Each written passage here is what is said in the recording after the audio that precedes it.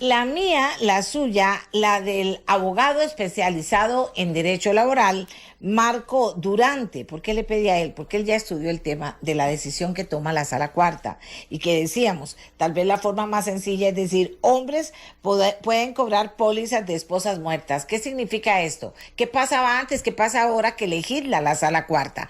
Don Marco, buenos días. ¿Qué nos puede aclarar sobre un tema sobre el que toda la gente está preguntando, los que han tenido acceso a esta información?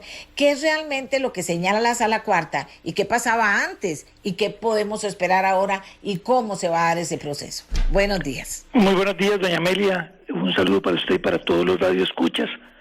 En efecto, ayer se dio a conocer la noticia de que la Sala Constitucional declaró inconstitucional el artículo 243 del Código de Trabajo, que disponía el pago de una renta, una ayuda económica, ante el fallecimiento de un trabajador por un riesgo del trabajo.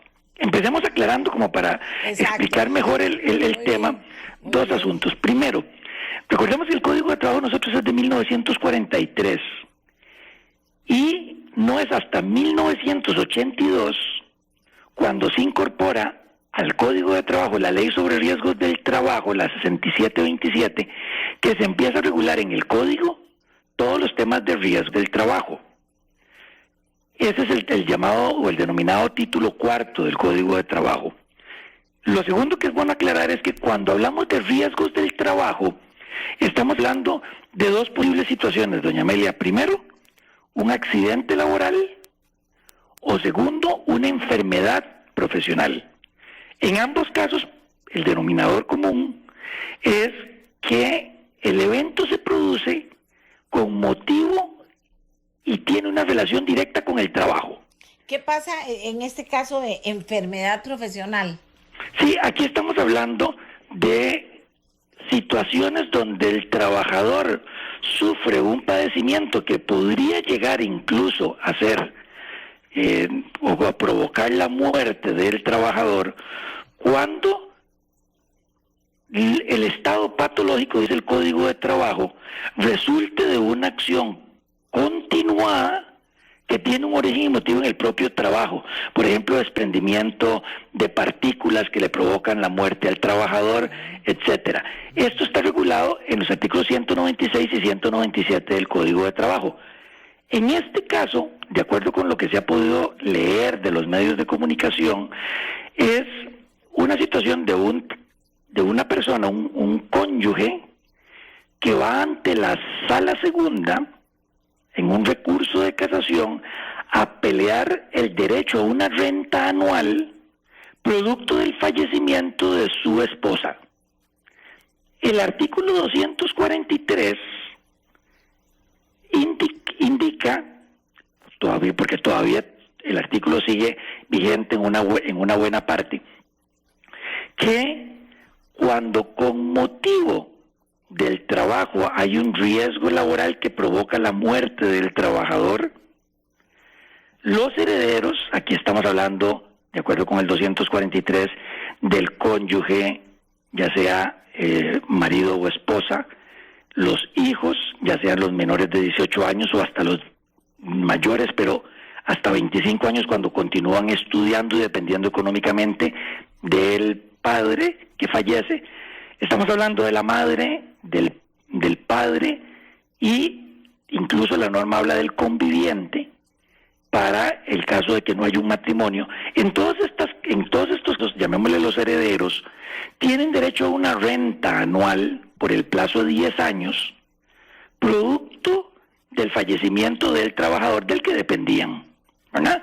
Entonces, lo que sucedió en este caso es que la norma establecía una restricción para cuando el cónyuge supérstite, en este caso el marido, no demostraba que requería de esa pensión o de esa ayuda económica, cuando la norma, si se trataba de la esposa, ese cumplimiento no tenía que hacerse. En otras palabras, lo que la Sala Constitucional entró a conocer, producto de este caso en Sala Segunda, es una consulta judicial que hace la Sala Segunda, la Sala Constitucional, diciéndole, esta norma es constitucional que un cónyuge, marido, tenga que demostrar que tiene derecho a esta renta, a pesar de que a la esposa, si fuera el caso de que quien fallece es el hombre, no se le está pidiendo esta aclaración. Exacto. Y la Sala Constitucional llega y dice, es inconstitucional. Es inconstitucional porque viola la igualdad de los cónyuges contenida en el artículo 52 de la Constitución Política. Este es, doña Amelia, en términos generales, lo que la Sala Constitucional vino a dictar en su parte dispositiva. Tenemos que esperar para analizar todo el voto cuando ya se publique en su totalidad y analizar qué pasa con los otros supuestos, porque aquí el único tema de todos los que dice el 243, el único que incluye es el del caso del cónyuge marido, ¿verdad? Pero recordemos que también, como le decía ahora al principio, también está la situación de los convivientes, y recordemos que en Costa Rica tenemos una población importante de parejas que no están necesariamente casadas, pero que sí dependen uno del otro. Entonces, creo que esto es algo que tendríamos que esperar para leer de la totalidad del voto, pero mientras tanto, ¿cuál es la noticia y qué es lo importante, doña Amelia? Que a partir de esta declaratoria de inconstitucionalidad del 243, los hombres, cónyuges, ya no tienen que justificar que son incapaces para el trabajo o que no tienen bienes o ingresos suficientes para su manutención para optar por esta renta anual. Ahora, don Marco, para hablar de números, o sea, riesgos del trabajo, ¿están todos los trabajadores de este país bajo esa póliza? Sí, recordemos que cuando yo soy un trabajador independiente, yo tengo que pagar una póliza de riesgos del trabajo. Si yo estoy bajo una relación laboral dependiente, mi patrono me tiene que inscribir a mí en la póliza de riesgos del trabajo del INSS y reportar mi salario, ¿verdad? Y sobre ese se paga mensualmente una cotización.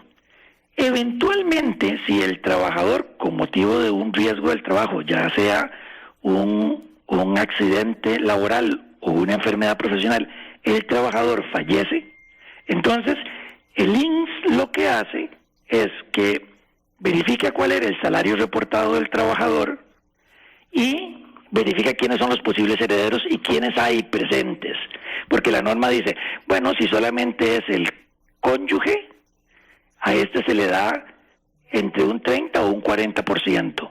Si solo hay hijos, la repartición tiene otra categoría. Si es madre, se le da un 20%. Y a lo último, lo importante de todo esto es que la norma dice, nunca se va a dar más de un 75% de la renta anual del trabajador. Entonces pensemos que un trabajador gana 500,000 colones mensuales, fallece y lo que su familia va a recibir como máximo por un plazo de 10 años, pagaderos en fracciones de doceavos por año, es 375,000 colones mensuales, ¿verdad? Porque es un 75%. Pero acá lo interesante es que la norma hacía una discriminación odiosa para optar por esta renta si yo soy hombre y fallece mi esposa, a una situación contraria de que cuando es el hombre el que fallece y la esposa directamente va y lo cobra sin tener que demostrar nada. Claro, eso es parte de toda la historia de las mujeres, ¿verdad? De los derechos de las mujeres y de la situación. Sin duda alguna, doña Amelia. La mujer no trabajaba prácticamente, ¿verdad? Como cuando me llevaron a mí a ver que en el Poder Judicial no había baños para mujeres, solo para hombres. O sea, son situaciones históricas y uno dice, pero ¿cómo era posible que esto pasara? Bueno, partían de eso, supongo. Sí, doña Amelia, yo creo que los hombres en la calle trabajando. Afortunadamente ya hemos tenido cambios importantes, actualizaciones en nuestra legislación sobre el ingreso del trabajo y la igualdad salarial de las mujeres en el empleo, pero todavía quedan algunas normas. Por ejemplo, permítame contarle que todavía en el Código de Trabajo tenemos una norma que ya ha sido, digamos así, traspasada por la realidad, pero el artículo 88 del Código de Trabajo, en el inciso B, prohíbe el trabajo nocturno de las mujeres. Y eso es una norma que uno dice, bueno, pero hoy hay call centers, hoy hay muchos lugares de trabajo donde el trabajo nocturno de las mujeres es real. Bueno, todavía tenemos una norma ahí que está, aunque ya no se aplica en muchos casos, debería de quitarse. Bueno, este 243 en la parte para el caso del hombre se eliminó por una acción de inconstitucionalidad que de forma correcta y me parece que de forma acertada la Sala Constitucional dice, anulémosla porque esto violenta la igualdad entre cónyuges y por supuesto la igualdad entre las personas con respecto a los derechos que provienen del trabajo y la seguridad social. Bien, y cobija a toda la población que trabaja en Costa Rica. Por supuesto, esto aplica sin diferencia alguna para todos los trabajadores. Por eso la importancia, doña Amelia, de que en Costa Rica ataquemos la informalidad del trabajo, que ataquemos el trabajo informal que no cotiza, porque eventos como estos son los que dejan desprotegidos a los familiares de quien fallece y quien es el que de alguna manera o la que de alguna manera aporta los ingresos a la familia. Así es. Muchísimas gracias a don Marco Durante. ¿Vieron ustedes lo que les dije? Importante esta información, importante que usted lo tome en cuenta. Rescatamos algunas de las personas que nos están escribiendo en este momento. Ania Ross, cuando no había baños para mujeres. Yo tengo 35 años de ir a la corte y siempre han habido. Bueno, yo tengo muchos más, muchos más, doña Ania. Alejandro Bolaños, y muy cierto, Palmar es muy diferente, ya no es un mall de megabares, ya recuperó el ambiente previo al descontrol que hubo. Mi crítica ahora, dice don Alejandro Bolaños, va a lo elevado de los costos. 500 colones por uso de baños. Algunas comidas y bebidas no tienen precios populares. Bueno, Palmares, tómelo en cuenta. Vamos a ver qué nos dicen por acá.